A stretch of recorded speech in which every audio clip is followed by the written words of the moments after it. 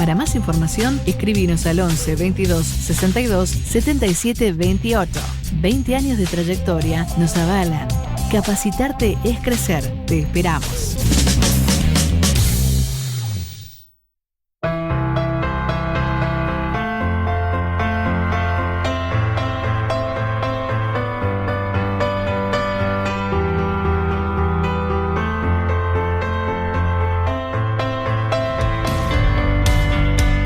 Esto es FUCA Streaming, el streaming de la Fundación Cáncer, una organización con más de 42 años de trabajo en la educación, la investigación y la prevención del cáncer.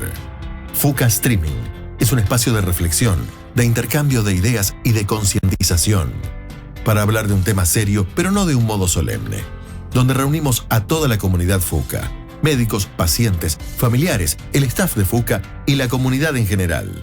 Bienvenidos todos y todas a FUCA Streaming.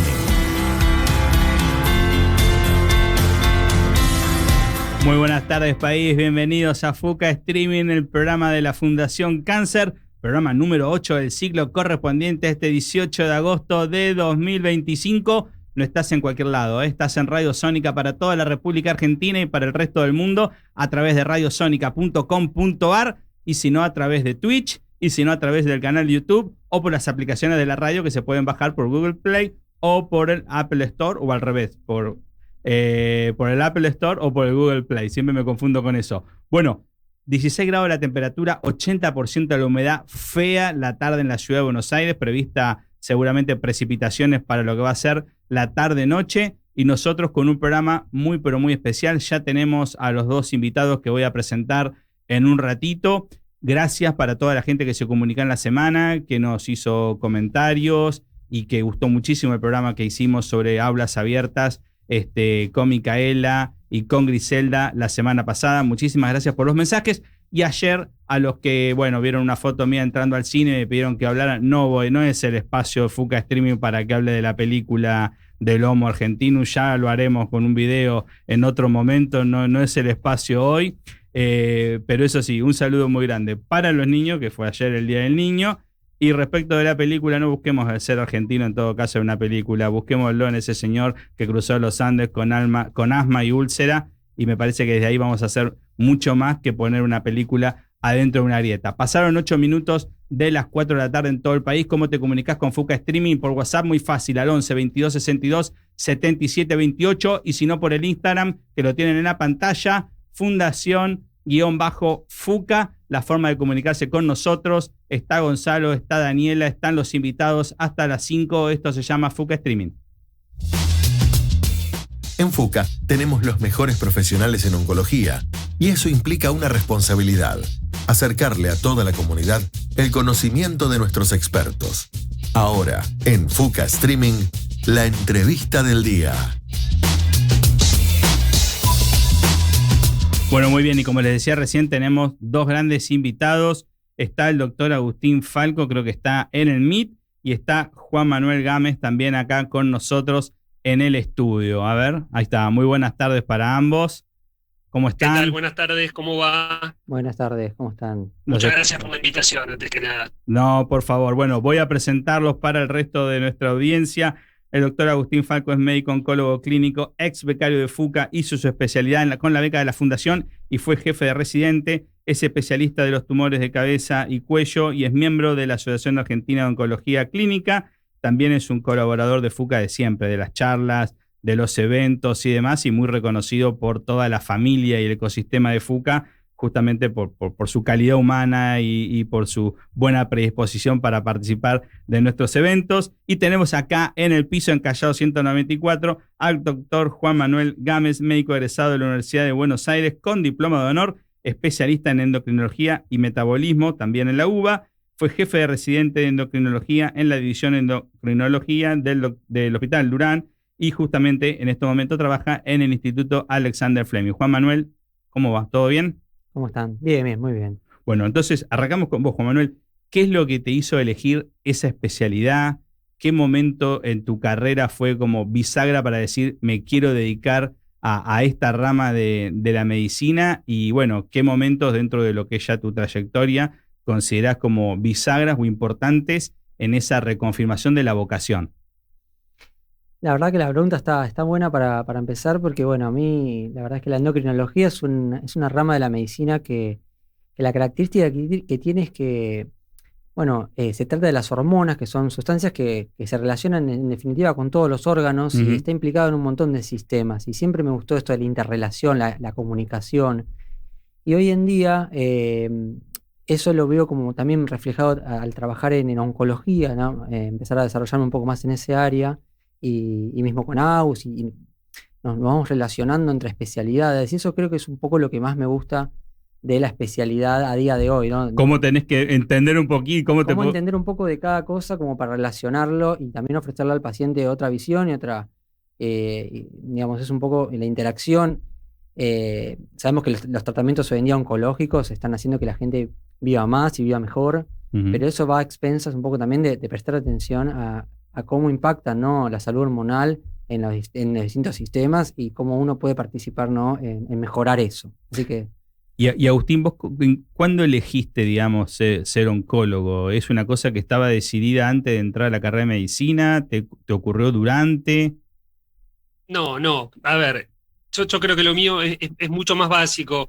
Mi relación con la medicina tiene que ver a partir de la tremenda admiración y el orgullo que sentía siempre por mi padre, que es médico, no es oncólogo, es cardiólogo.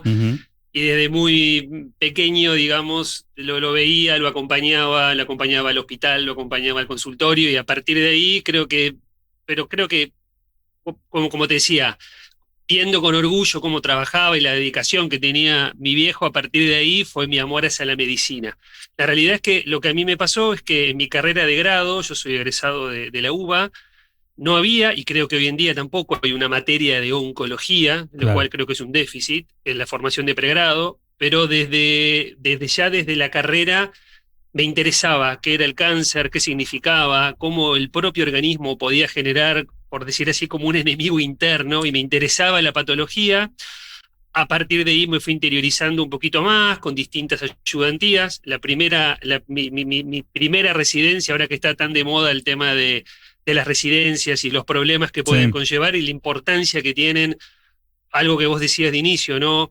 Organizaciones como FUCA, en el apoyo que nos pueden brindar a quienes nos estamos formando en una especialidad. Pero mi primera residencia fue de clínica médica, porque me interesaba tener como una visión, como Juan decía, ¿no? Lo mismo que la endocrinología, como una visión más global del paciente, más allá de la especialidad en sí. Haciendo clínica médica, terminé la especialidad en clínica médica y empecé a tomar un poco más el gustito a lo que era la oncología clínica. Siempre mi visión estaba atada a lo clínico. Y ahí fue cuando entonces conozco, en realidad, lo primero que conozco es Fleming como institución. Ya conocí a algunos referentes de Fleming de nombre. Y bueno, a partir de rotaciones es que me acerco inicialmente a Fleming como institución, a la oncología, y es cuando, bueno, le voy tomando cada vez más el gustito y decido hacer esta segunda residencia, que, como te decía y recalco de vuelta, la importancia de instituciones como FUCA que permiten, yo soy del interior, y permiten darnos el sostén económico para poder seguir estudiando y seguir formándonos, que es fundamental. Sabés que es importantísimo. Hoy hablábamos con Daniela sobre el carácter federal de FUCA, ¿no? Por la ida y por la vuelta, porque también muchos oncólogos formados en FUCA son ahora jefes de oncología en distintos servicios del interior, ¿no? Y es una cosa Eso fue, históricamente fue así. Los residentes siempre éramos de distintas provincias. Yo de origen soy de Entre Ríos.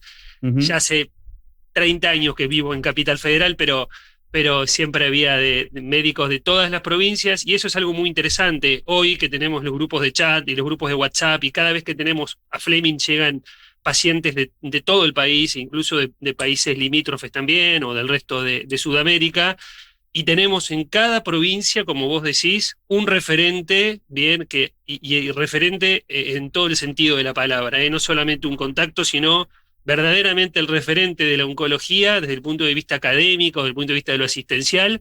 La mayoría son ex becarios de FUCA o han entrado en contacto con nosotros, entonces y que continúa eso hace con que la sea mucho más metodología fácil de que la red trabajo, sea bien ¿no? extensa. Que continúa con esa metodología de trabajo y de la forma en que se encara, digamos, la oncología desde el IAF y justamente...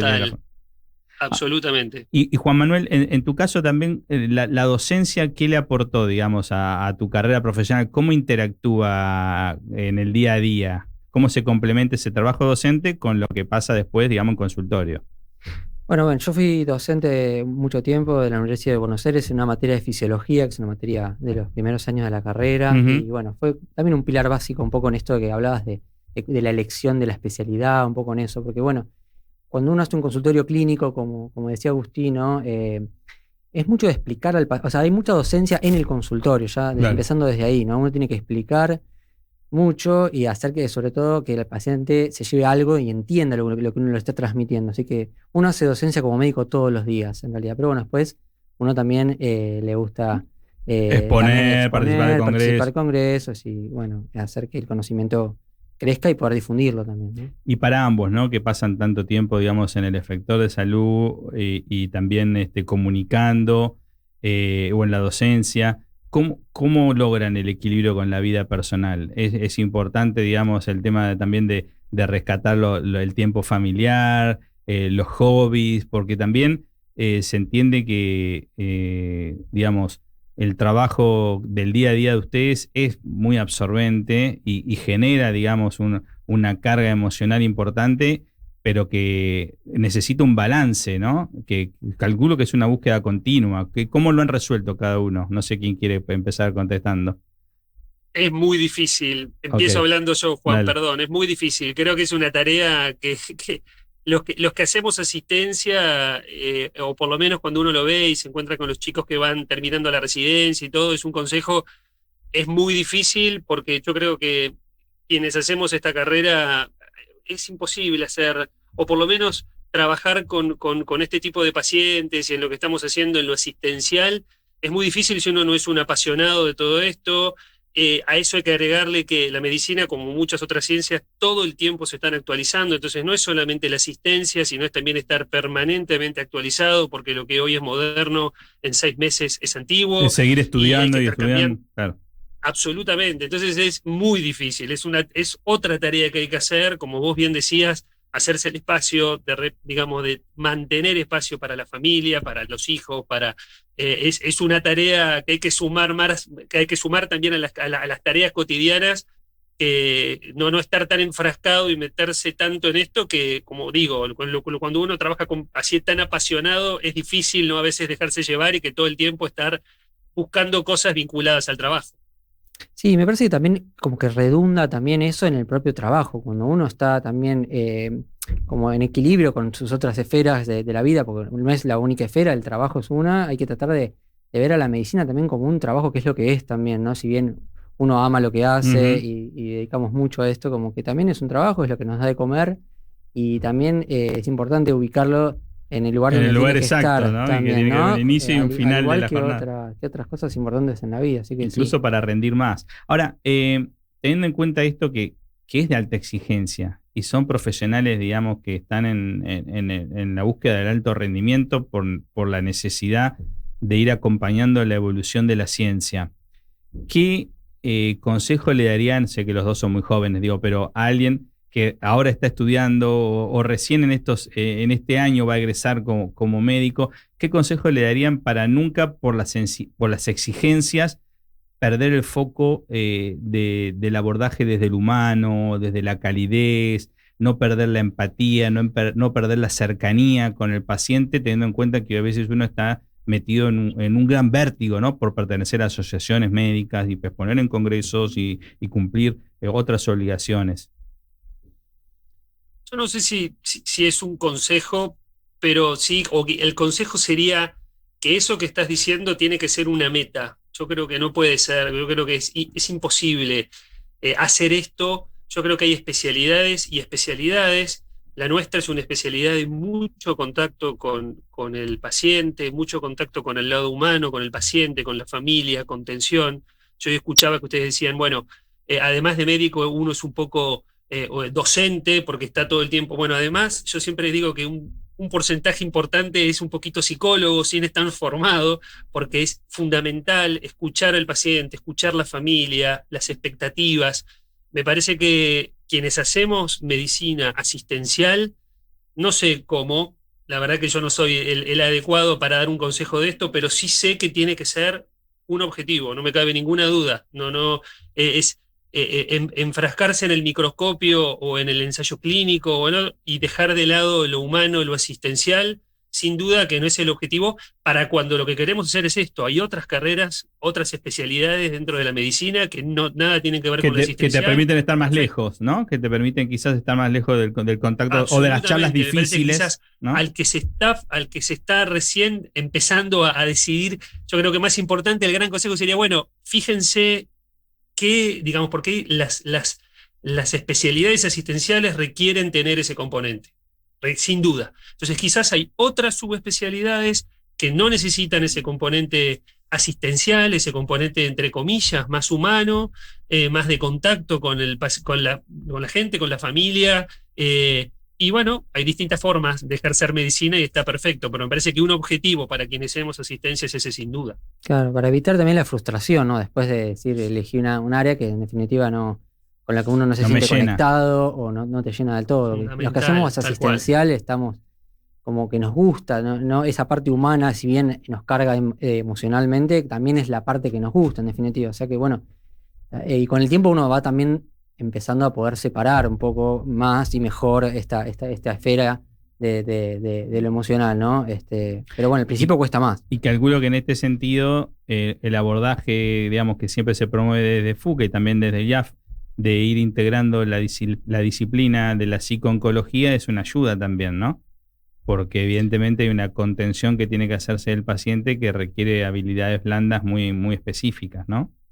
Absolutamente. Bueno, sí, en esto que también promovemos mucho, no solamente la asistencia de la psico-oncología, sino, como Juan decía al principio de la entrevista, el trabajar en equipo multidisciplinario y no solamente y dentro de esos colegas, no solamente con otras especialidades como puede ser la oncología y la endocrinología, como es el caso de Juan, sino la psico-oncología en una cantidad de herramientas que nosotros como médicos no tenemos la formación, pero que nos enfrentamos día a día en lo cotidiano a situaciones que trabajar en un lugar, lamentablemente, no es el estándar, no es lo común de ver en todos los centros en Argentina. Sí, tal cual. Yo siempre digo, uno está en Fleming y es un poco como una isla en algún aspecto, lamentablemente, pero contar con psico-oncólogos que nos den soporte para el manejo, para el sostén, más que el manejo, para el sostén con el paciente y con las familias, es una herramienta muy buena, sin duda.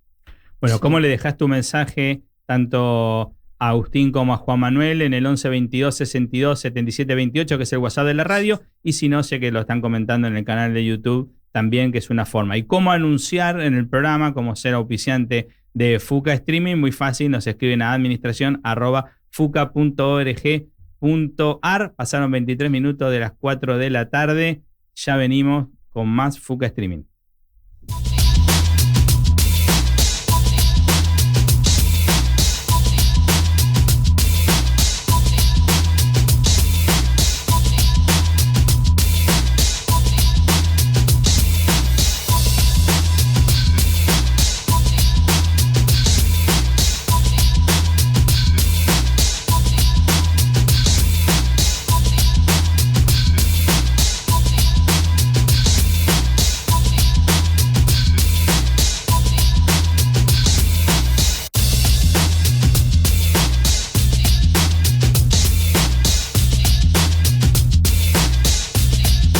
FUCA Streaming, 42 años de historia en el lenguaje del presente.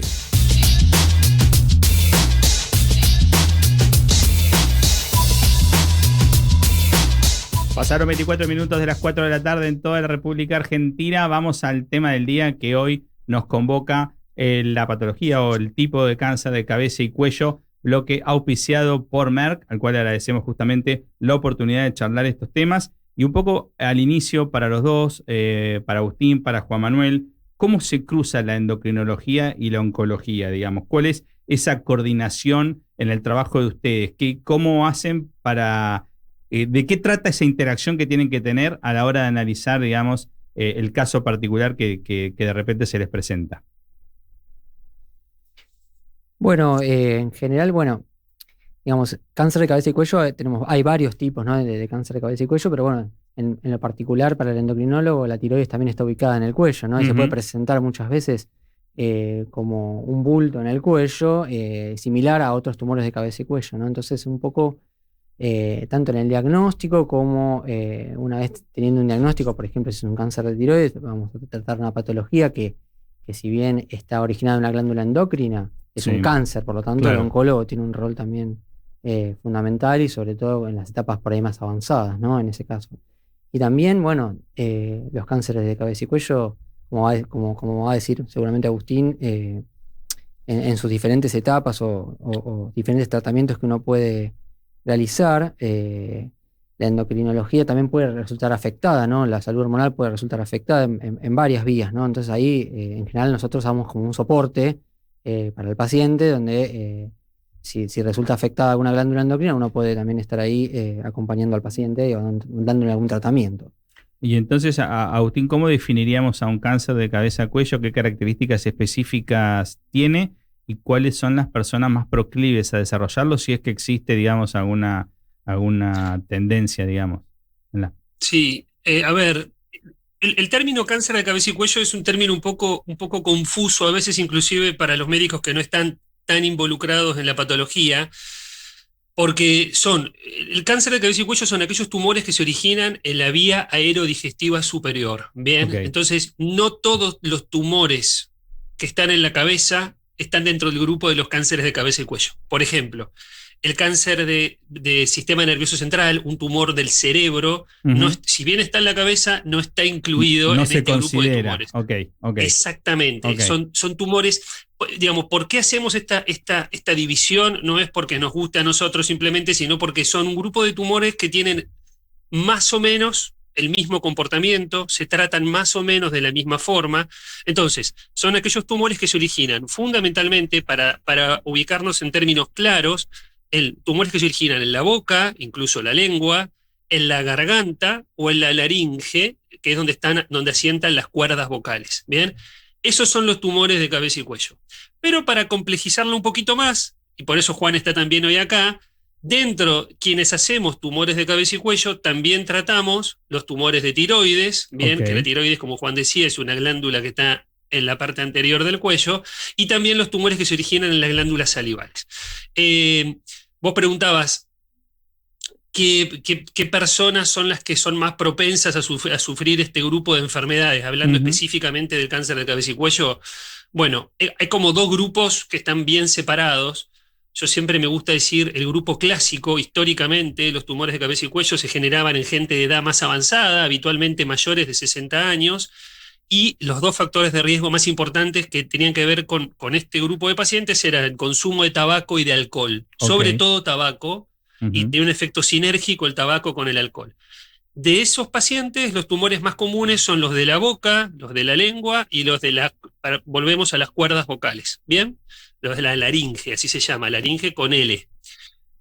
Y en las últimas 2-3 décadas se empieza a presentar un grupo distinto de pacientes, que son pacientes más jóvenes, bien, entre los 45 y 55 años, que no está vinculado al consumo de tabaco y alcohol, y que se generan tumores en la otra parte que yo les dije, que era en la garganta, y que está vinculado a un virus que está muy de moda y que todos hemos escuchado alguna vez, de transmisión sexual, que es el virus de HPV. Esos son los tumores orofaringios. El término es un poco, no es tan común, pero para orientarnos sería la parte de la garganta, que es donde asientan las amígdalas, donde están las amígdalas. Digamos, y para ubicar al resto de nuestra audiencia, este virus HPV también es el mismo que está completamente en correlación directa con el cáncer de cuello uterino, ¿no? Es el mismo, inclusive serotipos comparten los mismos, porque hay distintos virus de HPV, para complejizarlo un poquito más, hay más de 40 serotipos distintos, claro.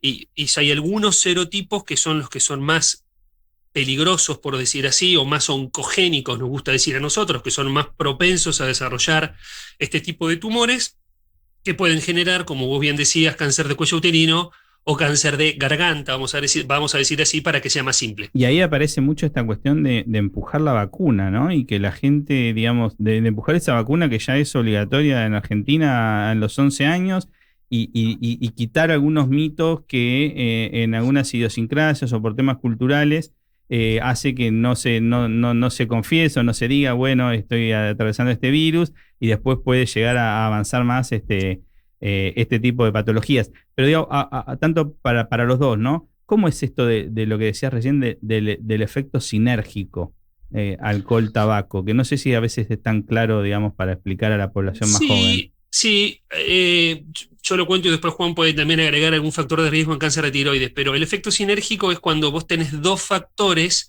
que al agregarse uno con otro, al estar los dos presentes en una misma persona, en un mismo paciente, el riesgo es más alto que si uno suma los dos factores por separado. Bien, eso es una acción sinérgica. El gran culpable de los tumores de cabeza y cuello históricamente fue el cigarrillo. Bien, el alcohol per se, su riesgo es más alto, pero no es tan importante como cuando se combina cigarrillo con alcohol. Ahí está esa acción, como te decía, sinérgica, sumatoria de los dos factores de riesgo. Okay. Lo que es muy interesante, y con esto paso a Juan para que él hable de algún otro factor de riesgo de tiroides, se ha publicado recientemente, ahora que está muy en boga, quiero decir, el consumo de cannabis, obviamente hablando recreacional. Ya desde hace un tiempo se sabe que el consumo de marihuana aumenta el riesgo, y ahora se realizó una publicación hace muy poquito, que inclusive también se presentó en algún digamos, medio de difusión general, podemos decir, de que habría ya trabajos que están vinculando el consumo de marihuana con la aparición de tumores en la cavidad oral. Bien, okay. O sea que sería un factor de riesgo más allá del tabaco, más allá del alcohol, más allá del HPV. Y ahí, Juan Manuel, también esto se vincula, como decía, con algún factor de riesgo más vinculado a tiroides. Claro, por ahí la diferencia fundamental es que en tiroides no hay un factor de riesgo tan definido como sí hay en los tumores de cabeza y cuello, ¿no? Okay. Que si bien comparten localización y a veces presentación, en general no está asociado específicamente ni a tabaco ni a alcohol. Es un tumor que puede aparecer en cualquier persona en realidad. Es más predominante en las mujeres, casi una relación de 3-1. Por lo cual hay algún factor que tiene que ver con el género, ¿no? Donde también predispone al desarrollo de estos tumores. ¿Y ahí cuál es la señal de alerta, digamos? ¿En qué momento ya la persona tiene que hacer una consulta? ¿Cuáles son? Y sobre todo cuando hay aparición de un bulto en cuello, o también cambios en la voz, o ronquera, o lo que sería una disfonía, una aparición de una disfonía. Que no se explica ni por el frío, ni claro, porque tomé... Okay. Que es persistente, sobre todo. Está bueno que la persona consulte más rápidamente, ¿no? Frente a la aparición de esos síntomas. Lo que es interesante, Juan, es si querés hacer algún comentario con respecto a lo que es los nódulos tiroideos, que eso es un motivo de consulta muy común, ¿no? Más allá de eso que vos decías, y vamos a hablar después, pero ¿qué pasa con los nódulos tiroideos? ¿Qué significa el nódulo tiroideo? Sí, claro. Un nódulo tiroideo es, en realidad, lo podemos ver, por ejemplo, en una ecografía. Es un método que hoy en día se pide mucho para lo que es tumores de cabeza y cuello, o para la medicina en general, ¿no? El uso de la ecografía. Y en la ecografía uno puede detectar como pequeñas formaciones, que son estos nódulos tiroideos, que son distintos al resto del tejido, como que se forman sobre el tejido, pero no forman parte del mismo tejido. Y uno tiene que empezar a estudiarlos, porque estos nódulos, si bien la mayoría son benignos, en el caso de la glándula tiroides estoy hablando, ¿no? Con que estén, ya involucra seguir estudiando a ver cuál de todos es benigno y cuál... Claro, ya empezamos con un camino donde uno tiene que ir viendo y siguiendo los nódulos que a uno le parece que sean más sospechosos, ¿no? Sí. Pero bueno, es una realidad, como decía Agus, que estamos viendo muchos pacientes con nódulos tiroideos. La minoría de esos son cánceres de tiroides, pero bueno, hay como una especie de sobrediagnóstico, ¿no? También a día de hoy. Y uno tiene que hacerse un poco cargo también de lo que va encontrando con los estudios que la medicina va proponiendo, y sobre todo en la oncología, ¿no? Donde también se piden, en general, por otra, digamos, se piden tomografías computadas, resonancias magnéticas para estudiar bien a los pacientes. En esos estudios pueden surgir también, como decía Agustín, nódulos tiroides, ¿no? Se llaman incidentalomas, o sea, nódulos incidentales, que no fueron, digamos, el estudio no fue solicitado para ver algo en la tiroides, pero surge como hallazgo, ¿no? Y vuelvo un paso más atrás. Hablaba Agustín que es muy interesante esta cuestión de el cáncer de cabeza y cuello con alguna presencia mayor en los jóvenes, que está ligado al virus del papiloma humano, que puede estar ligado a una nueva sexualidad muy ligada al sexo oral en la población más joven. Ahora, si yo veo también la evolución y cierta buena prensa que tiene el consumo del cannabis y el alcoholismo cada vez más precoz en niños hasta casi de escuela primaria que están pasando al secundario, y un tabaco que quizás retrocede, pero va encontrándose nuevas formas. El otro día lo hablábamos con el doctor Chacón y en el programa anterior con el doctor Coló, que es el vapeo. También podría pensar que va a haber otro elemento más que va a tirar el promedio de edad a la baja, digamos, del cáncer cabeza-cuello, si hay jóvenes cada vez más en una práctica de mucho consumo de alcohol, mucho consumo de marihuana y bueno, quizás ya no tanto del tabaco tradicional, pero sí del cigarrillo electrónico, o todavía falta para que uno encuentre evidencia de que esto es una tendencia. Sí, no, en realidad históricamente cuando lo asociamos a los factores de riesgo clásicos, como te decía, que tiene que ver con las distintas formas de tabaco. Claramente el vapeo es una forma, digamos, mucho más nueva. Exactamente qué rol tiene en cabeza y cuello no está tan claro. Okay. Pero cuando hablamos del tabaco estrictamente, tiene que ver con un consumo más prolongado y en poblaciones de edad más avanzada. Claramente, si aumenta el número de fumadores, eso va a ser directamente proporcional al aumento de casos de cáncer de cabeza y cuello. Eso está estudiado bien claro y así como pasa con otros tumores, como por ejemplo cáncer de pulmón, que está intrínsecamente vinculado al tabaco, con cabeza y cuello va a pasar lo mismo. Es distinto a la población joven, que no tiene que ver tanto con el consumo de tabaco, que se ven más jóvenes, tiene que ver más con el HPV, probablemente con cuestiones sociales, como vos estabas contando, y con otros factores de riesgo, y donde quizás la acción tiene que ver no solamente con reducir factores de riesgo más fáciles, como puede ser el tabaco o el alcohol, sino con lo que es una adecuada educación sexual, con una adecuada forma de explicarle a los jóvenes de qué forma prevenir las infecciones asociadas a prácticas sexuales. La más común es la del HPV, eso está bien estudiado. Entonces, la acción tiene que ver fundamentalmente sobre eso para reducir el número de esos tumores.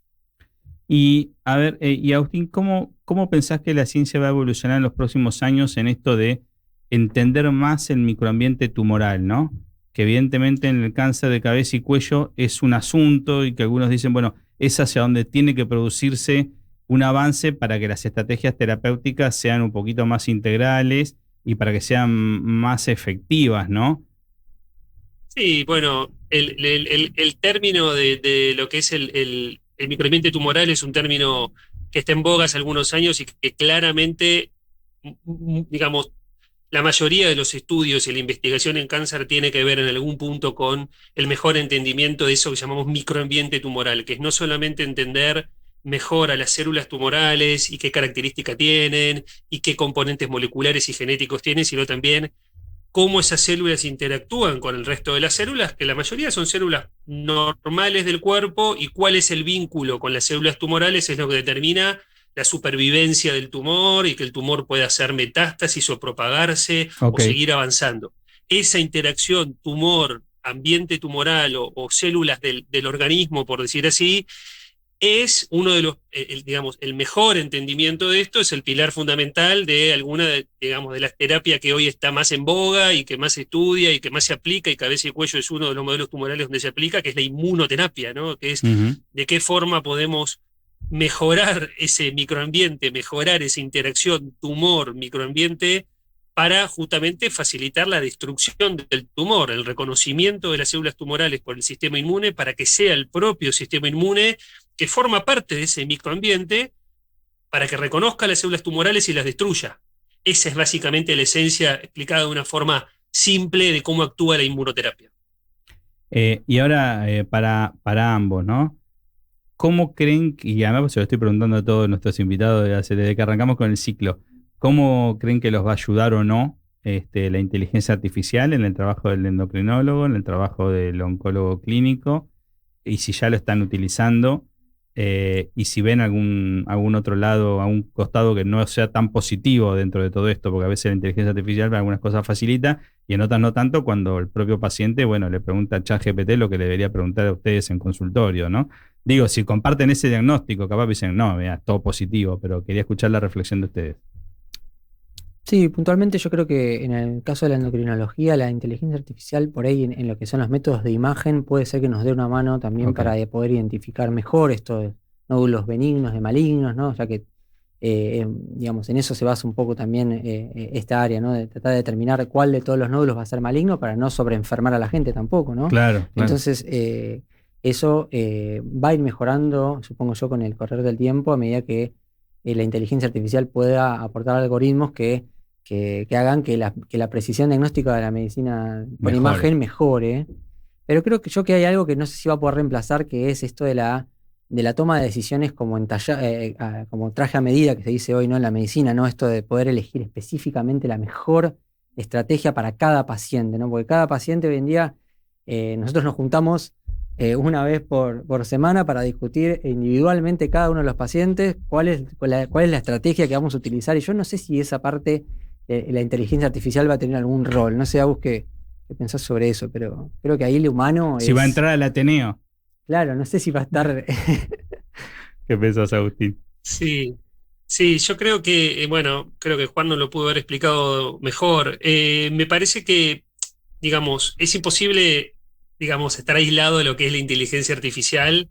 Creo que no hay ninguno que no hayamos por lo menos jugado con la inteligencia artificial y ver de qué forma ahora de ahí a que lo apliquemos en el día a día hoy, por lo menos para nosotros como oncólogos clínicos, creo que falta algunos pasos, creo que falta pasos desde técnicos, pasos de reproducir de una manera sistemática la inteligencia artificial para que todos tomemos las mismas decisiones, digamos, disponer de los medios adecuados. Me parece que dentro de la oncología, igual algunas áreas, yo creo, como dijo Juan, a la cabeza está imágenes, esa es la impresión que a mí me da, y no solo eso. Hace muy poquito, hace unas par de semanas, con todo el grupo de Merck, que también está auspiciando hoy, escuchaba esta reunión. Hicimos una reunión específicamente de cabeza y cuello y las novedades, y una de las masterclass que tuvimos fue de inteligencia artificial. En Fleming contamos con grandes especialistas. Estuvo el doctor Ariel Michelini, que tiene mucho conocimiento en inteligencia artificial y cómo se aplica o cómo intentamos aplicarlo a nuestro día a día, y probablemente sea las imágenes y todo el concepto de radiómica y cómo la inteligencia artificial nos da, para resumirlo bien simple, más información de las imágenes que podemos tener de un paciente, pero cada información verdaderamente cada vez más profunda, más allá del tamaño o de la profundidad o de características. Quizás en radioterapia pueda tener, que es como un tipo de tratamiento dentro de la oncología que utilizamos mucho para muchos modelos tumorales, la inteligencia artificial quizás hoy tiene una aplicación más, podemos decir, del día a día. Creo que yo no lo veo como no sé, a veces hay la discusión de, bueno, la inteligencia artificial va a reemplazar a los médicos. No lo veo como una competencia, lo veo como una herramienta que vamos a tener que tener los médicos, que yo creo que nos va a ayudar, me parece que falta para poder aplicarlo día a día, y me parece que hoy la contra tiene que ver con lo que vos decías, bueno, quizás cuando el doctor de inteligencia artificial en la computadora reemplaza lo que pueda decir el médico de cabecera, que a veces a mí, en mi experiencia, trae más incertidumbre que respuestas. La gente llega muchas veces más angustiada cuando va a buscar cosas a la computadora. Siempre mi consejo es, esperen, no lean. Digamos, está buenísimo que el paciente se informe, que está al tanto, pero me parece que hay determinadas cuestiones que todavía hoy lo mejor es sentarse con su médico, sacarse todas las dudas. Yo le digo a los pacientes, anótenlo en una hojita para que no se olviden, si están nerviosos, lo que sea. Traigan familiares que actúen como secretarios para que entre todos se acuerden de las preguntarle preguntas. Tal cosa, claro, sí. 100%, porque la mayoría de las veces cuando la gente lo busca por sus propios medios, yo siempre digo, nosotros no leemos de cualquier página, no nos sentamos en Google y ponemos cáncer de cabeza y cuello, cómo tratar, y a partir de ahí vemos. Tiene que ver con otros recursos que utilizamos, que son mucho más específicos y que la mayoría de las veces no tienen acceso al público en general. Entonces, y hay que saber interpretarlo, hay que saber, como decía Juan, después aplicarlo a cada paciente individualmente. Por eso digo que me parece que va a ser una herramienta para el futuro. No me cabe ninguna duda, estamos insertos en el mundo y la inteligencia artificial va a venir a ayudarnos. Todavía falta, me parece que estamos, todavía los médicos somos útiles. Pero clarísimo, faltan 15 minutos para las 5 de la tarde en todo el país. Bueno, gracias Merck por este espacio. Vamos a la tanda y cuando volvemos hablamos de las novedades de FUCA, de la cena, de aulas abiertas, un par de saluditos y más cosas.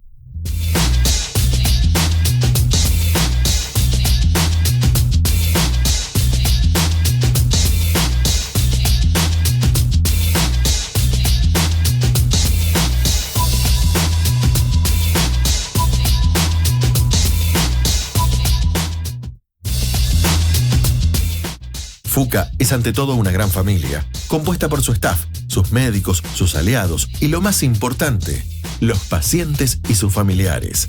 Conoce más sobre nosotros en FUCA Comunidad.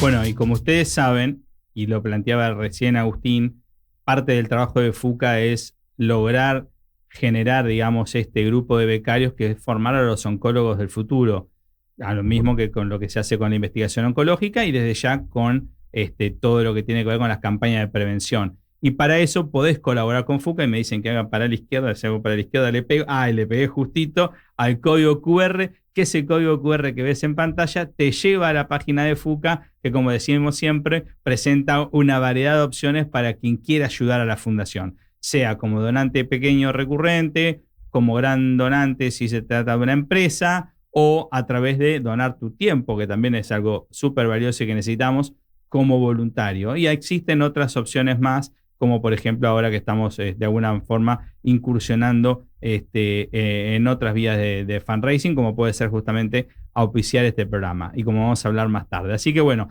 ese tipo de donaciones van a distintos programas. El más antiguo de todos, el que tiene 28 años de implementación, es Aulas Abiertas, que es el programa en donde FUCA le presenta a los jóvenes que están en la enseñanza media un taller de alrededor de 1 hora, que creo que Agustín ha sido también parte del programa y lo ha dado en algún momento de su recorrido, justamente la importancia de los hábitos saludables. Cuestiones que hoy pasamos, ¿no? Pasamos por la vacuna del papiloma humano, hemos pasado justamente por el consumo moderado de alcohol, también obviamente por no fumar. Digo, el consumo moderado de alcohol, el doctor Matías Chacón dijo cero alcohol, otros me dicen consumo moderado de alcohol. Bueno, ahí iremos encontrando los consensos médicos. Para los astemios muy fácil decir cero alcohol, entiendo que para otros puede llegar a ser un asunto. Como también obviamente estar bien de peso, hacer ejercicio y obviamente los chequeos, ¿no? Y creo, Agustín, Juan Manuel, que coincidan conmigo que internalizar los chequeos médicos como una cuestión que es una inversión que te va a hacer bien desde temprana edad, lográs que después haga un efecto multiplicador en el resto de la familia, ¿no? Sí, totalmente. Sobre todo, bueno, tampoco el exceso de chequeo, ¿no? Tampoco es bueno estar chequeándose por más, pero sí lo que las sociedades médicas recomiendan y aplicarlo, ¿no? Más de Eso 40 también. años mujer, mamografía, más de 45, 50 años colonoscopia de si es varón, ¿no? O sea, lo que Tener en esté cuenta es los antecedentes propios de cada persona, ¿no? Uh-huh. Si en su familia hubo o no antecedente de cáncer, bueno, ellos pueden modificar las edades, ¿no? También para la detección, pero sí, obviamente que. A veces, el otro día lo hablábamos con alguno de los aliados de FUCA y decía, me apuesta, y acá me pongo más el sombrero de director ejecutivo de FUCA que de conductor del programa, mi apuesta es lograr que en algún momento lo que ya está ocurriendo con la educación ambiental, que los propios niños y niñas le dicen al portero, ¿qué anda usted con la manguera desperdiciando el agua y charlando, ¿no? O lo reta al padre y a la madre porque tiran las pilas al piso y así nomás como están, las tiran y le dicen, no, esto va en tal lado. Puede ocurrir con estas cuestiones vinculadas a la prevención de los tumores, ¿no? Y eso necesita programas como el Aulas Abiertas, en donde a muy temprana edad puedas empezar a tomar contacto desde el cuidado del sol hasta la importancia de vacunarse. No sé, Agustín, ¿qué te ocurría a vos con los chicos y chicas cuando te tocaba dar esos talleres? ¿Qué te llevas? Ahí estás como muteado. Las experiencias la verdad que era muy, muy lindo. Obviamente esto, estoy hablando ya hace muchos años, pero en mis tiempos de residente y de jefe de residentes inclusive, recibir, a veces eran 30, 40 chicos, un aula entera, que venían y yo siempre digo, en una edad donde no les importa nada y preguntan libremente un montón de cosas que muchas veces los adultos no se animan, y surgían temas muy interesantes, muchas veces muy profundos, muchas veces la verdad que era una experiencia verdaderamente muy enriquecedora. En mi época, ya voy a hablar así como los señores grandes, también hacíamos en algún momento, eran experiencias de aulas abiertas que íbamos nosotros a pueblos del interior. Me acuerdo de un pueblo en Córdoba, Una Adelia. no recuerdo el nombre ahora, pero en el interior de Córdoba, Adelia María. donde... ¿Cómo? Adelia María en Córdoba, ¿puede ser? Me comentan acá los Exactamente, históricos. Adelia María. Yo no fui porque, bueno, nosotros somos 3 residentes por año y Claro. a veces éramos 4, entonces lo definíamos a ver quién viajaba, en su momento lo sorteamos y bueno, fue otro compañero mío y eran experiencias, eran muy, muy, muy lindas, eran también nuestras primeras experiencias hablando sobre un tema delante de un público, con preguntas, como te decía, muchas veces muy incisivas, muchas veces en el sentido que te exigía una respuesta lógica. Aparte, siempre digo que no es lo mismo hablar, es más fácil para nosotros a veces hablar a un grupo de médicos, Claro, donde tal uno habla cual. el mismo idioma, que es Tal mucho cual. más técnico, claro. Entonces, era una experiencia enriquecedora en muchísimos aspectos. La verdad que fue muy, muy interesante poder participar. Bueno, ¿cómo haces para anotar tu colegio en el programa de Aulas Abiertas? Está medio jugado el año, pero todavía existe la posibilidad de dar algunos talleres más con los colegios que se anoten.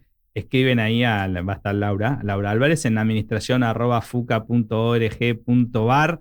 Dimos un taller para una escuela de Tucumán el otro día, vinieron al auditorio Reinaldo Chacón de un colegio de Capital. Estamos buscando hacer para noviembre algún evento más grande, como un taller para muchos chicos y chicas, seguramente en algún lugar más amplio bueno, nada, tratativas, conversaciones institucionales que llevamos con actores que son cercanos a la organización y que nos quieren ayudar a hacer eso y que pueda de repente 3, 4 escuelas participar en tiempo real del mismo taller. Bueno, faltan 8 minutos para las 5, perdón. Separamos y hablamos de lo que acá Dani me dice que es fundamental, que es explicar de qué la va la noche Fuca.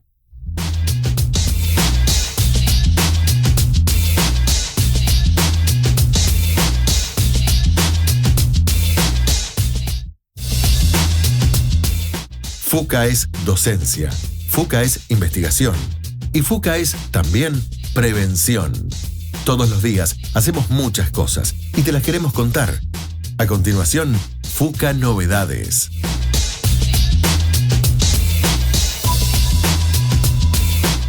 Bueno, y el 30 de septiembre en el Hotel Alvear a las 8 de la noche va a desarrollarse la Noche Fuca, que es la cena anual de recaudación de fondos de la Fundación, que es otra manera de sostener estos programas, estas becas y todas las líneas de investigación que realiza, digamos, el CIO. Así que no dejes de mirar, explorar si existe la posibilidad de que participes de la cena, ¿eh? Yo creo que nosotros tenemos una plaquita con el Save the Date, pero principalmente lo más importante es saber que si escriben por Instagram a @fundación_fuca pueden acceder a la información y si no directamente en nuestro sitio fuca.org.ar. Yo sé que había prometido que íbamos a hablar de los shows que tenemos pautados. Estamos muy bien con el tema de las donaciones en especie y las subastas y todas esas cuestiones que después les vamos a ir contando más adelante qué se va a subastar, qué se va a rifar o a sortear. Vamos a hacer después una lista de agradecimientos de las empresas que ya han definido que nos van a acompañar y estamos contentos con eso, pero quedan lugares y quedan mesas para lo que son las empresas y lugares para los que son los particulares que nos quieren acompañar. Así que el 30 de septiembre en el Hotel Alvear, una manera bien rápida y expeditiva y que hace también, obviamente, a la generosidad de toda la comunidad FUCA poder participar de ese evento. Vamos un poquito de alguna manera con los cierres. Juan Manuel, palabras finales. ¿Por qué es importante la salud hormonal, digamos? ¿Por qué hay que darle bola también a eso, no? Bueno, más que nada porque es algo que impacta sobre todo en la calidad de vida de las personas, ¿no? Uh-huh. Que es un poco también a lo que nos dedicamos los endocrinólogos. En particular, bueno, en mi caso también estoy vinculado con la oncología, entonces también trabajamos sobre el pronóstico, la sobrevida de los pacientes, pero el endocrinólogo en general trata de que sus pacientes estén bien, estén en óptimas condiciones para recibir cualquier tratamiento que tengan que hacer y como para, bueno, un poco eso, ¿no? Y por eso es tan relevante. Y Agustín, ¿Qué mensaje le darías a un paciente que ha sido diagnosticado recientemente, digamos, de cáncer de cabeza-cuello? ¿Cuál crees vos que es los primeros pasos que tiene que dar en el camino que va a empezar a transitar, digamos? Yo creo que el mensaje más importante es, en general, pero los tumores de cabeza y cuello son tumores complejos porque son, como ustedes imaginarán, tumores que se originan en un sector de la economía, en un sector del cuerpo que es muy acotado, pero que tiene muchas funciones fisiológicas involucradas. El habla, respirar, deglutir, generar saliva, cuestiones tan tontas, el olfato, que se alteran mucho por la presencia o del tumor o de los tratamientos. Entonces, algo fundamental cuando se hace un diagnóstico de este tipo de tumores es algo por lo cual, por ejemplo, Juan está presente acá y nos está hablando de, digamos, las cuestiones hormonales o la repercusión endocrinológica que puede tener un tratamiento o un tumor, que es trabajar en equipo multidisciplinario, trabajar con el oncólogo, con el endocrinólogo cuando hay un cáncer de tiroides, con el cirujano, con el radioterapeuta, fonoaudióloga, foniatra, enfermera, nutricionista, y puedo estar media hora hablando de los que forman parte del equipo. Entonces, para tomar la mejor decisión terapéutica y para que los resultados sean los mejores que podamos obtener, Sí. es fundamental trabajar en equipo. Y para trabajar en equipo eso se logra en centros que tengan alto volumen de pacientes, y disponibilidad de ese equipo. Por eso nosotros es importante como oncólogos contar con un endocrinólogo como Juan, que nos da sostén en lo que hablábamos antes, por ejemplo, para los casos de cáncer de tiroides. O con la es psicooncología, importantísimo claro. eso. Claro. Es importantísimo que entonces, porque como a veces decimos, la primer bala que tenemos para eliminar un tumor es por lejos la más importante. Entonces tenemos que decidir el mejor tratamiento, y el mejor tratamiento nunca se decide en solitario, siempre es con la discusión, sentarme con mi cirujano de confianza, con mi radioterapeuta de confianza, con mi endocrinólogo de confianza, de vuelta, la lista es interminable, para tomar la mejor decisión, que en definitiva es el mejor resultado que vamos a poder obtener con ese caso para ese paciente. Doctores, en serio, los dos, un lujo haberlos tenido. Me quedaron temas afuera, hablar un poquito de tecnología de secuenciación, de resistencia tumoral y demás, pero bueno, hasta en un programa entero dedicado al tema, el tiempo es tirano igual. Agradecerles en serio la buena disposición y obviamente todo lo que le han dado al programa, en serio, ¿eh? Muchísimas gracias, y ya nos vamos a estar convocando, obviamente, en otro momento del ciclo. Nosotros nos vamos despidiendo, entonces, no sé acá si la productora tenemos algún otro mensaje que pasar y demás. ¿QR? Bueno, QR, no sé si para acá o para allá, ya ahí lo tiene la gente, para la izquierda. Listo, ahí está. QR, saben, entran a fuca.org.ar. Lo mismo de siempre, el mismo mensaje de siempre. Fuca puede perder o ganar aliados. Lo que no puede permitirse nunca es que ustedes nos quieran ayudar y no encuentren cuál es el canal exacto para que ustedes se sientan cómodos colaborando con nosotros. Así que ahí va a haber opciones de distinto tipo, porque el voluntariado es importante, porque la donación recurrente es importante, porque la venta con propósito es importante, porque el co-branding también lo es. Nos vamos despidiendo entonces. En la operación técnica estuvo el señor Gonzalo Cabral, en la producción ejecutiva Daniela Calegari, en la conducción quien les habla, Guido Donaire. Pásenla lindo, cuídense mucho, la seguimos en las redes y nos vemos el lunes que viene. Chau, chau.